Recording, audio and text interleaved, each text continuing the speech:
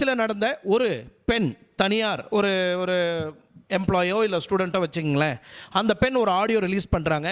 இந்த மாதிரி பொள்ளாச்சியில் நடந்த இந்த திருநாக்கரசால நான் பாதிக்கப்பட்ட ஒரு பெண், நான் மட்டும் பாதிக்கப்படலை, கிட்டத்தட்ட ஒரு 1000 பெண்கள் வந்து இதை சார்ந்து பாதிக்கப்பட்டிருக்கிறாங்க. இந்த வீடியோ நான் எப்படி உங்களுக்கு அனுப்புறதுன்னு தெரியல. மொத்தத்தில் என் கூட இருந்த ஒரு பொண்ணு இறந்து போயிருக்கு. இவங்க இந்த மாதிரி செக்ஷுவல் டார்ச்சர் கொடுத்து இந்த வீடியோவை எடுத்து வச்சுக்கிட்டு மிரட்டி மிரட்டி எங்ககிட்ட இருந்து ஐஃபோன், பைக்கு, பணம், இந்த மாதிரி பணத்தை எங்ககிட்ட பிடுங்கி தூண்டுறாங்க. எங்கள் வீட்லேயும் சொல்ல முடியல. நாங்கள் ஒரு பெண்கள் ஒரு கூட்டமாக சேர்ந்து இந்த கேஸை எப்படியாவது போலீஸுக்கு சேர்க்கணும், இந்த கேஸை நடத்தி இந்த 9 பேரையும் நாங்கள் எப்படியாவது அரெஸ்ட் பண்ணி உள்ள தள்ளணும், இவங்களுக்கு தக்க தண்டனையை வாங்கி கொடுக்கணும்னு ஒரு பொண்ணோட ஆதாரம் வெளியே வர ஆரம்பிச்சிச்சு.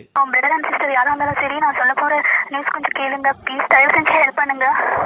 பொள்ளாச்சி உலகத்தில் திருநாக்கரசால பாதிக்கப்பட்ட பொண்ணு பேசுறேன். ஸோ எதனால இதில் பேசுறேன்னா, நான் நிறைய இதில் நான் சொல்லிட்டேன்.